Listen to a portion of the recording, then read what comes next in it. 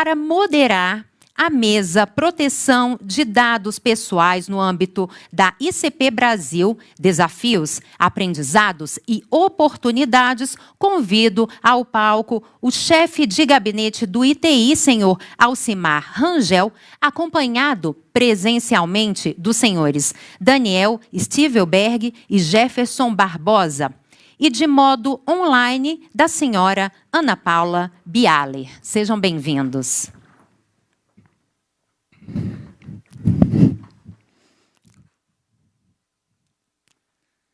Com a palavra, o senhor Alcimar Rangel.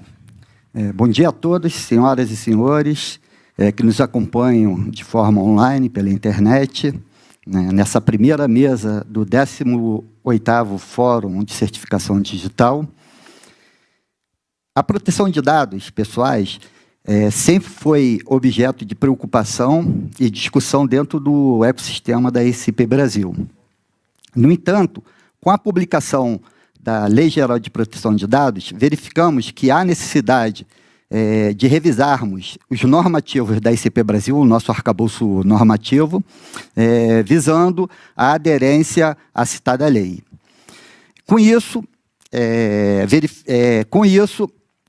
foi um dos objetos da pauta da última reunião ordinária do Comitê Gestor da ICP Brasil, realizada em 18 de maio de 2021, essa deliberação.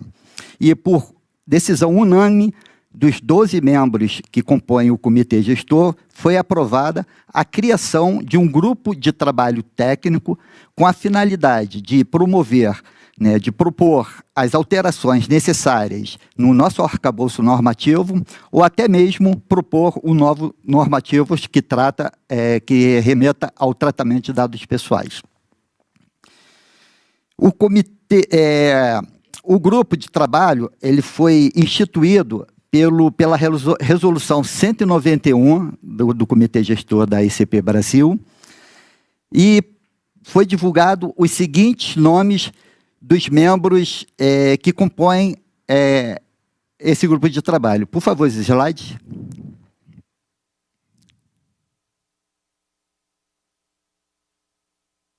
Passando, por favor. Representando a sociedade civil, temos Gisele Strey, Alexandre Dupont, Lia Cunha, Oscar Zuccarelli, Luiz Pinto e aqui, presencialmente, Daniel Stivelberg. Por favor. Slide. Representando o governo federal brasileiro, Denis Oliveira, Luciana Salles, Getúlio Bento. Por favor. E recebi a delegação de competência do diretor-presidente do ITI de coordenar esse grupo de trabalho, e por decisão e deliberação do grupo de trabalho, dos membros do grupo de trabalho, convidamos a senhora Larissa Militão para compor o nosso grupo. Para dar início ao nosso debate, gostaria de apresentar a doutora Ana Paula Bialer, recentemente nomeada para compor o Conselho Nacional de Proteção de Dados Pessoais e da Privacidade, mas aqui, falando em nome da Bialer, Fawcett Associados, e também gostaria de mencionar que a doutora Ana Paula também é líder de um grupo de trabalho na Brascom. Também teremos a participação do senhor Daniel, um renomado especialista em temas de proteção de dados, que falará em nome do grupo de trabalho. E, por fim, Jefferson Barbosa, assistente direto do diretor-presidente da NPD, gerente de projeto, E eu gostaria até de ressaltar que o senhor Jefferson Barbosa, além dos conhecimentos relativos à processação de dados, ele é um excelente especialista em segurança da informação. Quando tive a oportunidade de trabalhar no Departamento de Segurança da Informação do Gabinete de Segurança Institucional da Presidência da República. E também ressalto que o senhor Jefferson é um profundo conhecedor da ICP Brasil, porque também já atuou no ITI. Senhora Ana Paula Bialer, 10 minutos das suas considerações, está convidada a iniciar esse debate. Angel, muito obrigada pelo convite e o privilégio de poder participar desse debate e compartilhar um pouco, sem dúvida nenhuma, com os membros do painel, Daniel e Jefferson, da paixão pela proteção de dados pessoais e trazer para vocês um pouco de contexto e contorno, né, afinal, do que é a LGPD, para então a gente poder detalhar e entender um pouco melhor o processo que foi executado pelo grupo de trabalho que você mencionou. Muito obrigada pela oportunidade. A LGPD, ela traz uma quebra de paradigma para a sociedade brasileira mesmo, em termos dos dados pessoais e como é que a gente lida com esses dados. A gente estava muito acostumado que, né, uma entidade coletava os dados, o dado é da entidade, a entidade fazia o que queria com os dados e a sociedade e nós, o indivíduo, tinham pouca visibilidade do que acontecia.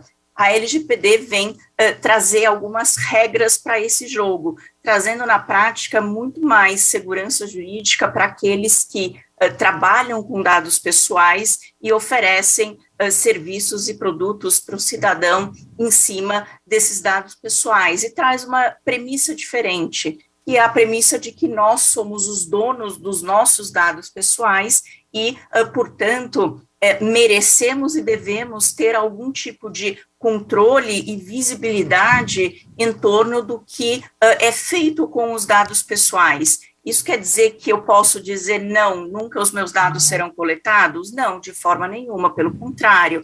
A lei estabelece um conjunto de situações aonde essa coleta e uso dos dados poderão acontecer. E o que são os dados pessoais? Os dados pessoais são quaisquer dados que possam identificar uma pessoa natural, ou tenham o potencial de identificar uma pessoa. Quando a gente fala do ICP Brasil e de todo esse ecossistema, na prática a gente tem uma atividade muito sólida em termos de pesquisa do porquê da hipótese legal na qual os dados pessoais são necessários. E nós temos também uma outra qualificação na legislação, que são os dados pessoais sensíveis. Os dados pessoais sensíveis são aqueles que podem levar a algum tipo de discriminação do titular. Então, dados sobre origem racial ou étnica, convicção religiosa, opinião política, dado biométrico, dado referente à saúde, todos esses dados podem levar a uma discriminação do titular, então eles possuem um contorno um pouco mais amarrado de como e quando eles podem ser utilizados. Eu falava aqui que esse ecossistema, ele tem um certo conforto no sentido de um conjunto de hipóteses legais, bases legais que autorizam a coleta e o tratamento desses dados. Quando a gente fala dos dados pessoais que não são dados sensíveis, então, por exemplo, meu nome, meu CPF, meu RG, meu endereço, são dados que, com uma base legal de proteção ao crédito, o controlador, o agente de tratamento pode coletar esses dados e usar dentro daquela finalidade para quais os dados foram coletados. E aqui eu acho importante destacar a todos que a lei traz princípios bastante norteadores para entendermos se num determinado processo de tratamento de dados pessoais nós estamos fazendo a coisa certa. Então, a lei estabelece todo um critério de finalidade, eu preciso ter uma finalidade no momento da coleta e coletar aqueles dados para realmente atender aquela finalidade. Se um determinado dado estiver sendo coletado e eu posso executar aquela atividade sem aquele dado, eu provavelmente deveria rever os meus processos para excluir aquele dado pessoal. Por exemplo, algumas organizações, no seu fluxo interno de RH, coletam tipo sanguíneo de funcionário. você pode olhar e falar, poxa, que legal, se alguém precisar de doação, a empresa pode fazer uma movimentação interna e já identificar quem são os funcionários que têm aquele tipo sanguíneo que o acidentado necessita. Mas isso é uma exceção da exceção. Será que realmente faz sentido eu coletar o dado de tipo sanguíneo de 4 mil, 5 mil funcionários para, se um dia precisar? Esse é um exemplo simples, quase cotidiano, mas que mostra a importância da gente se fazer a pergunta do porquê que aquele dado está sendo coletado e como é que ele será utilizado dentro da organização. Quando o dado pessoal é um dado pessoal sensível, a gente tem uma base legal que traz, ainda acho que mais solidez para uma série dos dados que são coletados num contexto de certificação digital e autenticação, que é uma base legal que estabelece que eu posso coletar dado pessoal sensível no caso de prevenção à fraude e segurança do titular nos processos de identificação e autenticação de cadastro em sistema eletrônico. Então, geralmente, a gente tem uma dificuldade muito grande quando se vai discutir a questão de coleta de fotografia, a coleta de dados biométricos. No caso do sistema ICP Brasil, a gente, de fato, tem uma base legal que permite e justifique que um conjunto substancial de dados sensíveis sejam coletados para quê? Para prevenção à fraude e a garantia da segurança do titular em processo de identificação, para dificultar que outros se façam passar por mim e trazer segurança jurídica nos negócios, na medida em que os agentes podem, de fato, confirmar que aquilo não é uma fraude, que eu sou eu. Então, aqui eu estou falando, beleza, vários desses agentes de tratamento que aqui nos ouvem podem coletar os dados, então não tem problema. Não é bem assim. Pode-se coletar os dados pessoais necessários para a execução da sua finalidade, mas eu tenho que, a partir desse momento, adotar uma série de procedimentos e processos dentro da minha organização para garantir que esses dados sejam guardados e usados em absoluta observância à LGPD. E a LGPD aqui é muito sábia, no sentido de não ser super prescritiva em termos de todas as medidas que cada entidade tem que adotar, até porque a LGPD, ela vale para absolutamente todas as empresas, pequenas ou grandes, para o setor público e para o setor privado, então as regras precisam ser maleáveis o suficiente para, de fato, conseguir ser aplicáveis a todas, e nesse sentido a LGPD faz referências a boas práticas, então a gente se apega muito a padrões internacionais de segurança da informação, e o desafio de se trazer esses padrões para as rotinas e para os procedimentos das organizações, e ela determina que as entidades devem adotar medidas técnicas, administrativas e organizacionais que sejam compatíveis com os dados coletados. A partir do momento que a gente está aqui defendendo que, para a finalidade do sistema de certificação digital, uma coleta relevante de dados é necessária, inclusive dados sensíveis, isso significa que eu preciso ter um sarrafo muito alto de padrões de segurança para evitar que incidentes de segurança aconteçam em cima daquela minha base de dados. Quer dizer que, se acontecer, eu vou ser penalizado? Não.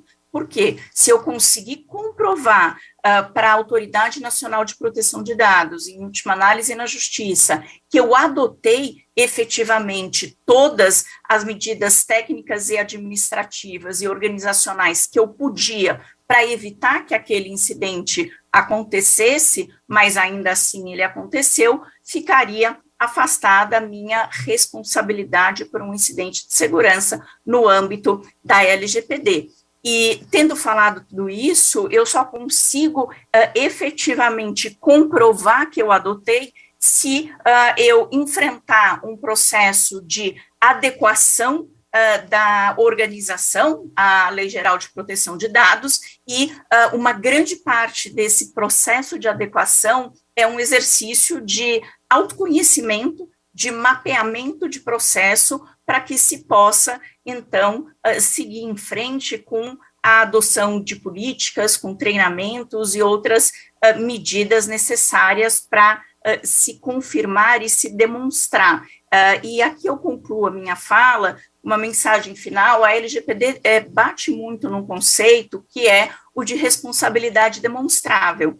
Então, aqui não é só uma questão de fazer os processos, mas de se criar documentação e todo um histórico comprobatório para que se possa mostrar que efetivamente a honra e a aderência aos princípios e aos dispositivos da LGPD é uma prioridade dentro daquela organização. Rangel, acho que passei uns 2 minutinhos do meu tempo, agradeço a paciência de vocês e o convite e a oportunidade. Muito obrigada. Muito obrigado, doutora Ana Paula Bialha, pela excelente explanação sobre o tema. E, nesse momento, convido nosso especialista Daniel Stivelberger para os próximos 10 minutos. A palavra é sua, Daniel. Obrigado, Rangel, é um prazer. Em seu nome eu cumprimento também o Jefferson, que está aqui, Ana Paula Bialer. Está ouvindo bem aqui, né, o som? Gente, eu estou aqui representando o GTT LGPD da ICP Brasil. Vou apresentar algumas conclusões decorrentes desse relatório diagnóstico e de recomendações que estão sendo trabalhadas por esse GTT, muito a partir do que a própria Ana Paula Bialer informa sobre a questão de construir uma governança e mapear processos. Essa é a principal finalidade para a qual esse GTT foi instituído pelo Comitê Gestor. Eu tenho uma apresentação projetada que já deve estar sendo visualizada pelos senhores e senhoras. Pode passar para a próxima página, por favor.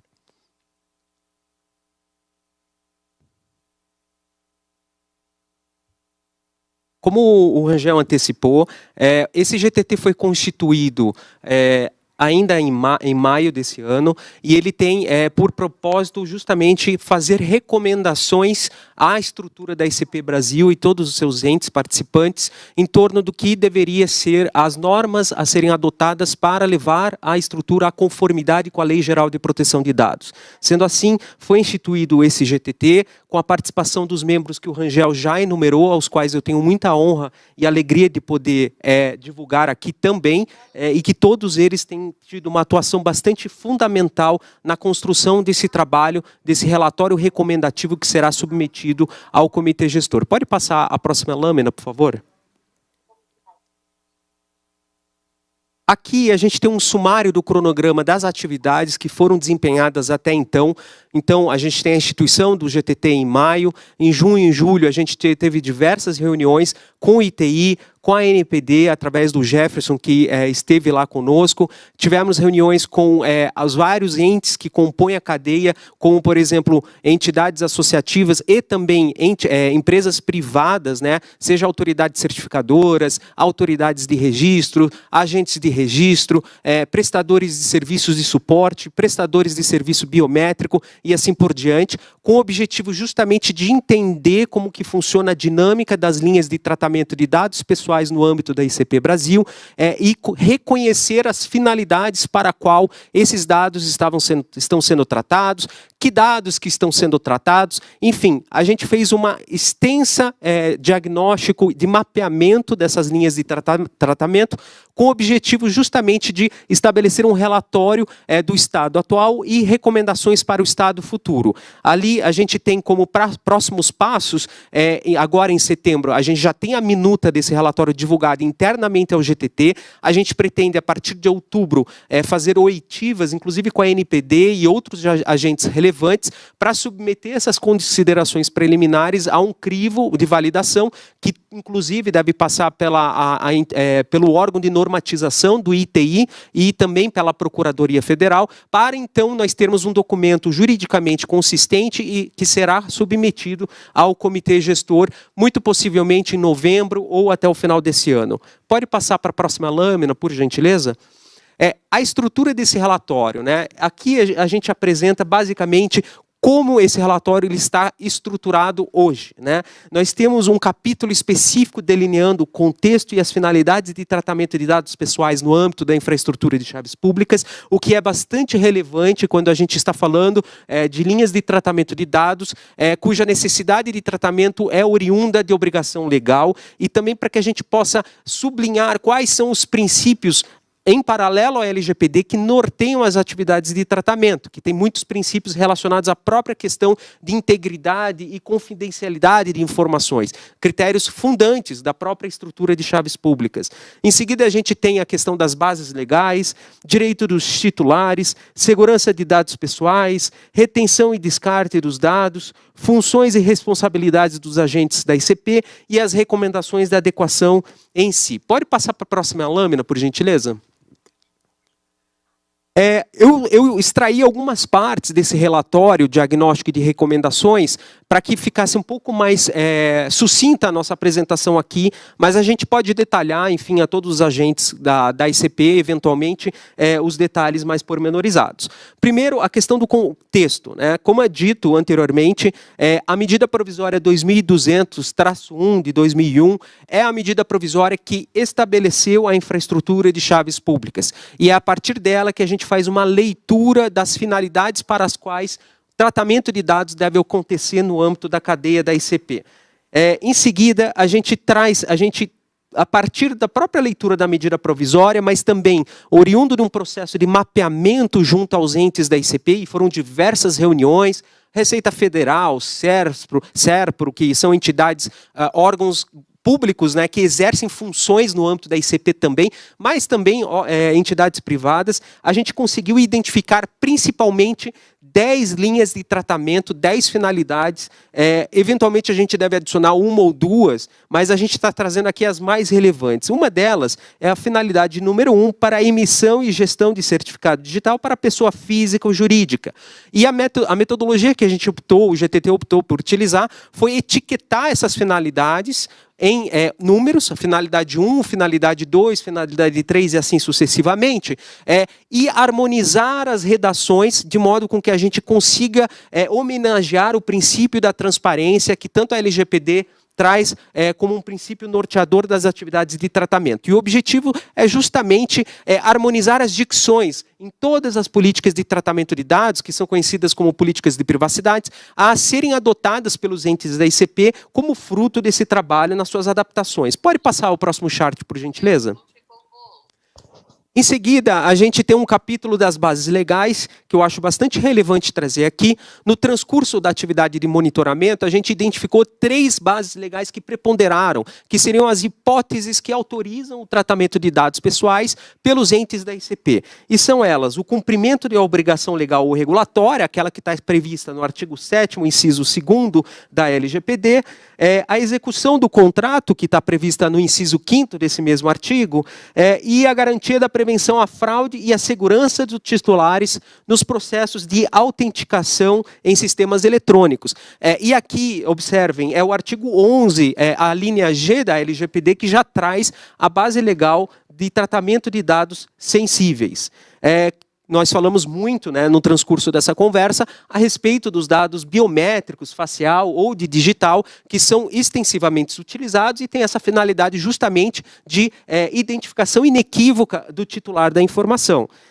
Em seguida, a gente tem ali um rol exemplificativo, apenas um recorte dos dados pessoais que nós mapeamos no transcurso desse projeto, que são tratados pelos diversos entes da ICP, cada qual, obviamente, dentro da sua função, e a questão da função exercida pelos entes da ICP é um capítulo à parte. No relatório, a gente traz esses elementos, a gente não vai trazer aqui para bem da nossa sumariedade, mas é importante entender que existem diversas funções exercidas de forma convergente e complementar entre os entes da cadeia da ICP. Então, alguns dados que a gente identifica que são coletados, nome completo, CPF, RG, endereço, data de nascimento, telefone e assim por diante, dados pessoais sensíveis, a biometria facial e digital, dentre outros. Pode passar para a próxima lâmina, por gentileza? E aqui eu já estou me encaminhando para a conclusão da minha fala, Rangel.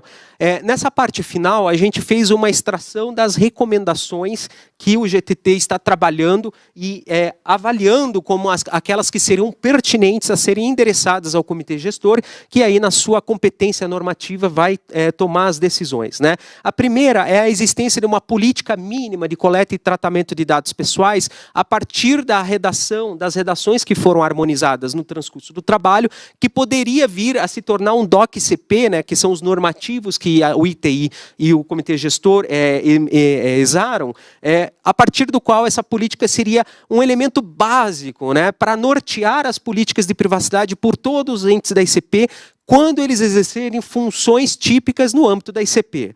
Em seguida, é a questão da transparência e acessibilidade sobre as formas de tratamento dos dados, né? Isso aqui é uma questão muito relevante e a harmonização das redações e a uniformização das bases legais, a forma como os titulares dos dados poderão exercer seus direitos, tudo isso vai ser um objeto da nossa recomendação para que a gente tenha uma padronização, uma facilidade para que o titular, quando precisar desempenhar os seus direitos, ele saiba quem recorrer e como recorrer. Em seguida, a gente propõe a instituição de pelo menos 4 GTTs ad hoc no âmbito da ICP. O primeiro GTT é bem relevante, que é o GTT de adequação e necessidade, né? Como a Ana Paula Bialer mencionou, o tratamento de dados pessoais ele deve servir para buscar propósitos legítimos, específicos, que sejam informados. E é a partir da identificação dessa finalidade que é possível exercitarmos ou exercermos o juízo de necessidade e adequação, ou seja, quais são os dados de fato necessários para a persecução daquele fim, né? E se o tratamento de fato ele é compatível, ou seja, adequado para a persecução da finalidade que foi informada. Esse é um trabalho que a gente entende que pode ser desempenhado assim que a gente concluir esse trabalho inicial de mapeamento. Em seguida, recomendaremos a instituição de um GTT de segurança da informação para reavaliar as medidas de segurança da informação que já são adotadas pela ICP Brasil. Muitas medidas foram mapeadas no diagnóstico no âmbito dessa questão. Retenção e descarte, já existem políticas de retenção e descarte, a gente precisa apenas uniformizar essa questão, e um GTT de governança, implementação e acompanhamento que poderia reunir os encarregados de toda a infraestrutura para que apoie na implementação de todos os agentes, seja ARs, ACs, AGRs e assim por diante. E, por fim, é importante mencionar o relatório de impacto de proteção de dados. É um relatório que é fundamental, especialmente no tratamento de dados sensíveis, que a gente entende que precisa ser desempenhado e realizado num ato imediatamente posterior à conclusão desse trabalho do GTT. E aqui, para não me delongar mais, passo a palavra ao Rangel, agradecendo a oportunidade e fico à disposição para eventuais questionamentos. Rangel, obrigado. Muito obrigado, Daniel Schwiberger. Gostaria de expressar a honra que eu tenho de coordenar esse seleto grupo, né, já mencionado anteriormente, e tenho certeza que esse trabalho que o Daniel apresentou será uma excelente entrega que, ao final do trabalho, eu apresentarei aos membros do Comitê Gestor da ICP Brasil. Parabéns a todos do grupo. Nesse momento, passa a palavra, os 10 minutos, né, para o nosso especialista em tratamento de dados pessoais, segurança da informação, segurança cibernética, incidente em redes computacionais, extenso senhor Jefferson Barbosa. Passa a palavra, Rangel, senhor. Obrigado aí pelas considerações. Eu gostaria inicialmente agradecer a oportunidade pelo convite da Autoridade Nacional de Proteção de Dados. Queria cumprimentar aqui os amigos de painel, Ana Paula, Daniel. Cumprimentar aqui o Rangel, em nome do qual eu cumprimento a equipe de organização desse evento, todos os integrantes do ITI, a quem eu tenho muito consideração e apreço, né? E todas as entidades que compõem a infraestrutura de chaves pública brasileira. Obrigado. Pode passar, por favor. Tem alguns slides que eu vou apresentar. Primeiro, as responsabilidades que a Autoridade Nacional de Proteção de Dados tem nesse contexto nacional de implantação, da criação de uma cultura brasileira de proteção de dados. Então, as nossas responsabilidades são muitas, né? A regulamentação da LGPD, a LGPD ela possui mais de 60 itens a serem regulamentados. Então, a NPD tem um trabalho muito intenso nesse 1 ano de existência, que vai completar agora em novembro, né? A gente tem a necessidade de fiscalizar o cumprimento da LGPD, também é uma obrigação muito importante e muito complexa dentro de um cenário onde tem muitas empresas. A LGPD ela abrange todas as empresas no país, né? Então, é um hall de empresas muito grandes que o processo de fiscalização ele é muito complicado. aplicar as sanções quando necessário e elaborar as diretrizes para o Plano Nacional de Proteção de Dados Pessoais, também é uma responsabilidade da ANPD.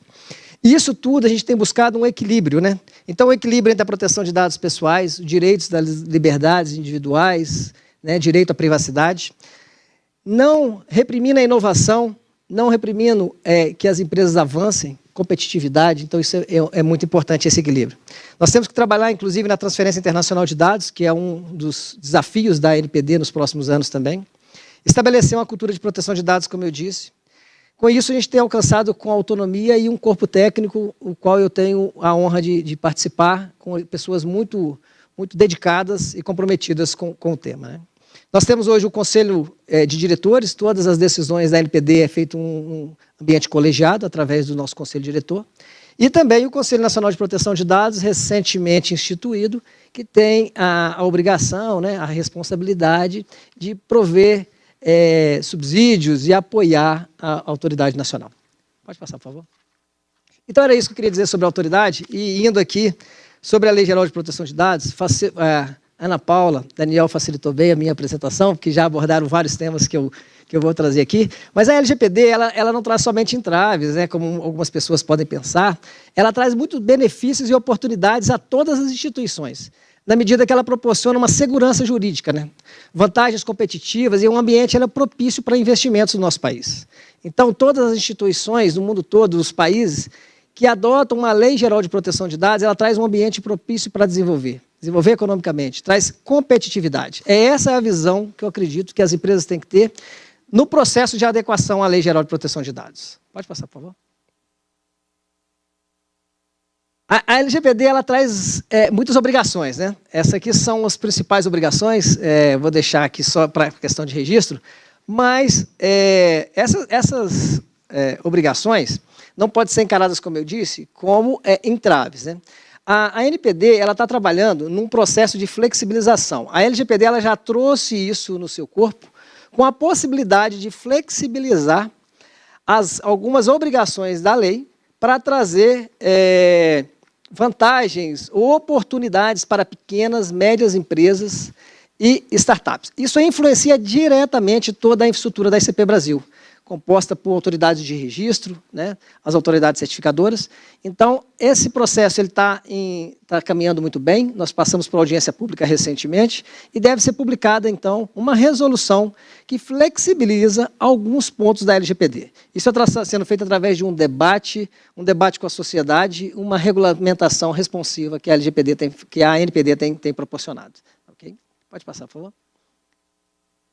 Então, como já bem dito, aqui são os 10 princípios da LGPD, né? Então, adequação, necessidade, finalidade, tudo isso tem que nortear o trabalho das entidades, o trabalho que, eu acho que norteou muito bem o trabalho que o grupo de trabalho desenvolveu, né? Eu vi que atentaram para a adequação, a necessidade, a finalidade.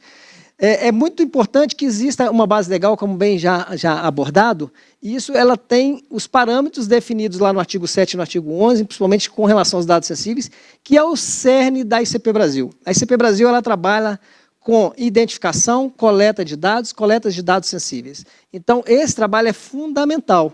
Então, esse grupo de trabalho, eu parabenizo pela iniciativa do ITI, de trabalhar nesse sentido, de trazer uma adequação das normativos e todos os DOC-CP para a realidade que a lei nos impõe.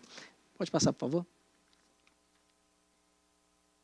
A Lei Geral de Proteção de Dados, né, ela enfatiza a necessidade das todas as empresas minimizar os dados pessoais, a obtenção dos dados pessoais durante o processo de coleta. Isso aqui é uma mudança de paradigma no nosso país. Eu trabalhei muito nessa área de tecnologia em toda a minha carreira e a gente sempre buscou coletar o máximo número de dados possíveis para, posteriormente, analisar como aquele dado poderia ser útil. Muitas vezes, na constituição das bases de dados, essa é uma cultura que a gente precisa mudar. A Lei de Proteção de Dados ela trouxe essa obrigação, a necessidade de minimizar a coleta, isso tem que ser voltado para o princípio da necessidade. Determina que a limitação ela tem que ser necessária para atingir uma finalidade específica. Não ter aquela ideia de ter um uso secundário do dado. Vou ter esse dado, vou fazer um uso nesse momento e depois fazer um uso secundário. Fazer o compartilhamento de forma adequada. Então, esse é o cerne hoje que a gente tem buscado e tem instigado as instituições a pensar a privacidade como padrão, a privacidade desde a sua concepção. Tá certo? Pode passar, por favor? A delimitação dos dados, ela tem que ser feita de tal forma que esses dados não sejam excessivos, cumpram a finalidade. Vou trazer dois conceitos fundamentais que a gente também tem buscado, que muitas vezes a gente consegue atingir uma finalidade com dados não pessoais, dados anonimizados ou dados pseudo-anonimizados. Então, esse conceito de dado anonimizado, que é previsto no artigo 5, é um dado relativo a uma pessoa que ele é modificado de tal forma que ele não se torna um dado pessoal. Isso é feito através de meios e técnicas, né, de anonimização e pseudo-anonimização. Esse processo onde perde a possibilidade de associação direta ou indireta com o titular de dados. Né? Isso é uma forma de proteger os dados.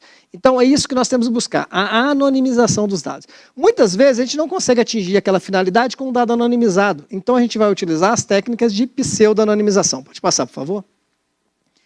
A pseudo-anonimização, então, ela busca, é um tratamento pelo qual o dado ele perde a possibilidade de associação direta, a não ser que eu utilize informações adicionais para fazer a reidentificação. Então, a pseudonimização ela é uma prática que ela deve ser adotada sempre que possível dentro do processo de tratamento através das operações de tratamento. Eu trouxe isso aqui porque isso eu acho que o nosso painel é a questão, a gente está buscando aqui, então, as oportunidades, Rangel e Daniel. Então, acho que isso é uma oportunidade para toda a infraestrutura da ICP Brasil.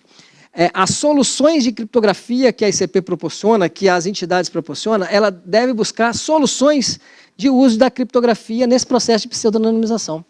Então, eu acho isso aí uma grande oportunidade, porque a pseudonimização ela mitiga os impactos que podem ocorrer quando há um vazamento de dados, uma vez que esse dado não tem uma associação direta, os dados eles estão armazenados em locais seguros. Né? Então, a criptografia, a pseudonimização, ela utiliza técnicas, eu coloquei ali algum destaque através de chave secreta, funções de hash associado com algoritmos criptográficos, né?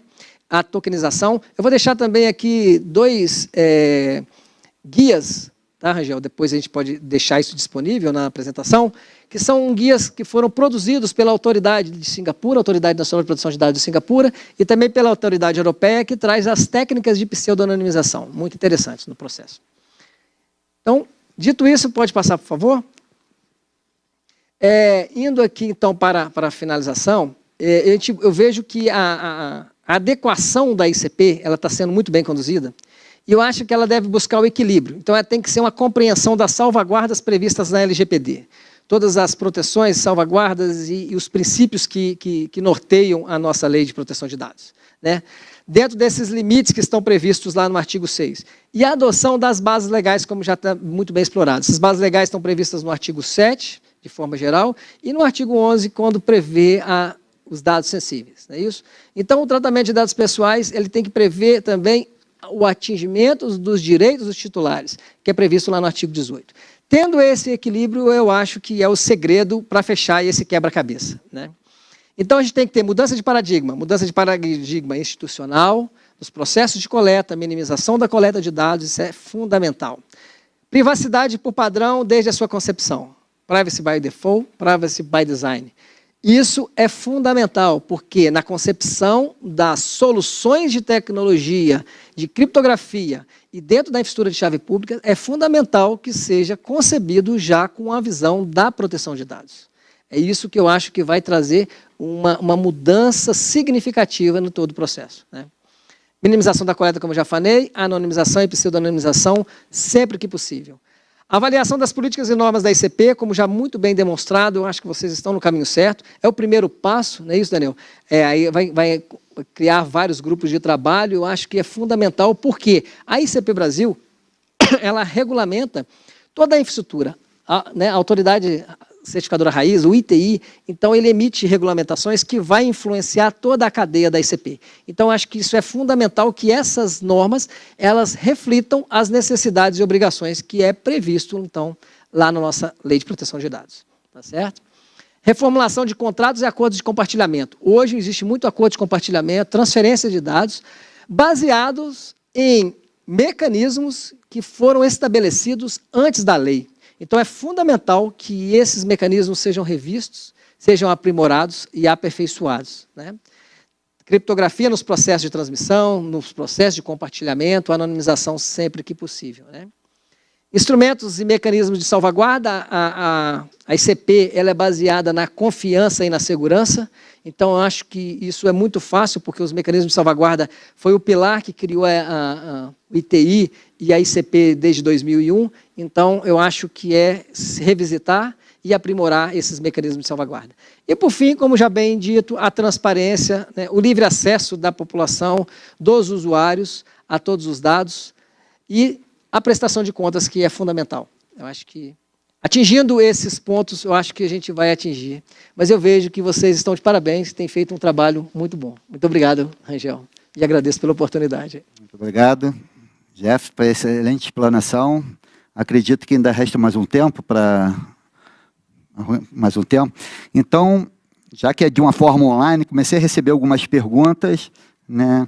E vou provocar aqui a doutora Ana Paula Vialha, de uma pergunta de um ouvinte. Doutora Ana Paula, quais são os principais temas hoje na agenda de política pública e proteção de dados? Ou seja, o que é urgente de fazer? Doutora Ana Paula? Obrigada, Rangel. O duro é que a resposta é um pouco que tudo é urgente, né?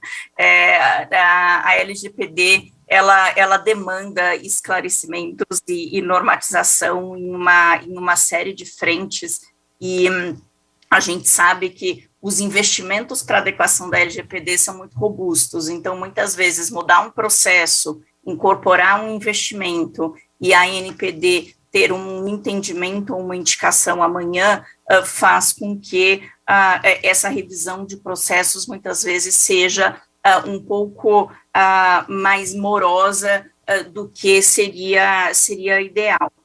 Me parece que, do ponto de vista do setor produtivo e da linha de frente mesmo de implementação da LGPD, eu traria como prioridades algumas orientações com relação à implementação dos direitos dos titulares. Na prática, a gente se inspirou muito na legislação europeia, mas a legislação europeia ela vai bem além da LGPD para trazer alguns contornos para esses direitos, e hoje a gente tem dificuldades enormes para entender quais são os limites, como de fato, por exemplo, garantir a autenticidade de um determinado pedido de direito de acesso, e um desafio enorme, né, do equilíbrio da obrigação da organização de fato, fornecer acesso aos dados pessoais do titular, mas ainda assim respeitar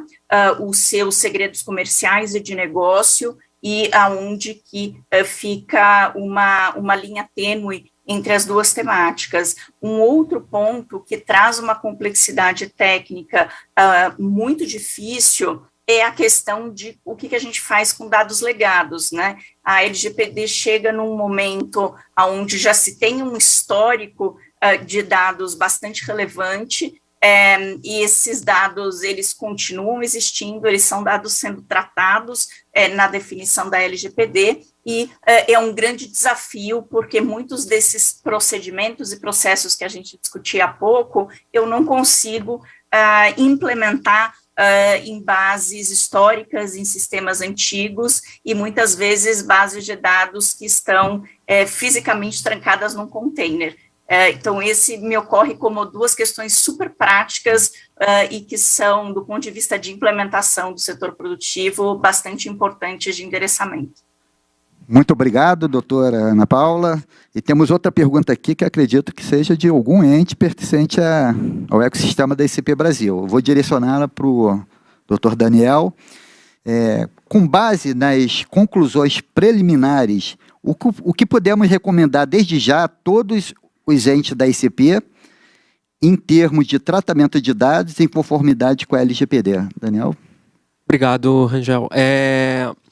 Eu entendo que um ponto fundamental aqui, as organizações elas podem fazer de pronto, é a questão de conscientização. elas podem se servir. A ICP ela é uma estrutura muito bem organizada, né?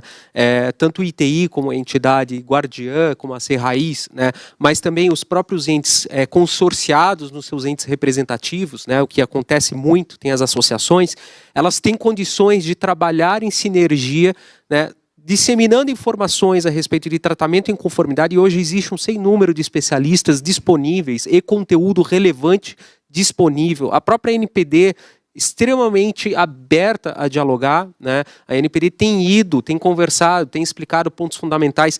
A gente entende que a parte de conscientização, e isso é uma coisa que não deve somente envolver as altas lideranças, é algo que deveria de fato envolver todo, vamos dizer assim, entre aspas, o chão de fábrica, todas as pessoas que compõem a ITI, pessoas físicas mesmo, que estão lá na ponta, coletando dados, elas precisam entender que elas têm uma responsabilidade nesse processo, porque proteção de dados não é apenas a questão tecnológica, é uma questão cultural e pessoas, né? As pessoas, elas têm que entender o propósito para o qual elas estão ali coletando e tratando dados. Então, eu diria que, além dessas questões que a Ana Paula traz, que é a questão de direitos dos titulares, a questão de bases de dados legados, que são super técnicas e importantes, tem que estar na agenda do dia, eu diria que disseminar informações continuamente, né? Seja através das entidades associativas, seja através da Serraiz, que a gente possa fazer isso o quanto antes. Muito obrigado. E agora eu gostaria de fazer uma pergunta, né? Aqui para o Jefferson Barbosa. O trabalho que vem sendo desenvolvido, né, pelo nosso grupo de trabalho técnico, você considera que é uma forma de autorregulação dentro do ambiente da ICP Brasil? Qual a posição da NPD em relação a essa forma de autorregulação? Excelente, Angel, a pergunta. Eu acho que a NPD ela tem demonstrado isso, e a LGPD ela traz no seu arcabouço a manifestação da autorregulação e a regulação responsiva. A gente vê isso através das ações da autoridade, na busca e na conversa com todos os entes regulados, não é isso? Então, assim, a regulação responsiva, ela é o equilíbrio entre uma regulação do Estado de forma excessiva ou a falta de regulamentação. Então, ela busca uma regulação com cooperação, e é isso que a NPD tem buscado. A gente tem buscado isso através de um debate público, através de reunião com especialistas. Então, nós estamos fazendo audiência pública, consulta pública, e isso trazendo um normativo que vai trazer um menor impacto possível e benefício para o ente regulado. É isso que a NPD tem buscado. Inclusive, não é uma inovação, isso aí é feito em outros países e também por outras organizações do nosso país. Então, a NPD ela tem buscado todo esse processo, né? Além disso, quando a gente diz em autorregulação, a autorregulação ela é um case muito importante, muito interessante. O artigo 50 da LGPD, ele traz assim, um incentivo para que as entidades, o controlador de dados e também as entidades associativas possam criar mecanismos de controle que possam se adequar à LGPD. Isso através de guias, manuais, regulamentações específicas. No caso do ITI, isso aí é um case muito interessante. A CNS, ela fez isso, a NPD apoiou esse trabalho, e dentro da ICP, todas as regulamentações que vão influenciar todo o trabalho das autoridades de certificação, autoridade de registro, ele parte do ITI como um órgão regulador. Então, eu acho que é um case interessante. Então, esse processo de regulamentação, a autorregulamentação, que a gente diz, não é regulamentar a LGPD, que isso é uma obrigação da NPD, mas é regulamentar os parâmetros, a adequação para que atinja a regulamentação já prevista na LGPD e também as orientações emitidas pela NPD. Então, acho muito interessante, Angel, e é um case, eu acho que tem tudo para dar muito certo. Muito obrigado. No cumprimento do horário na risca, né, antes de encerrar, eu gostaria de agradecer a todo pessoal que nos acompanhou online, agradecer a equipe que providenciou esse excelente trabalho, agradecer os painelistas, Ana Paula Bialier, Daniel Stiveberg, Jefferson Barbosa, e considero encerrada essa mesa de discussão e obrigado a todos.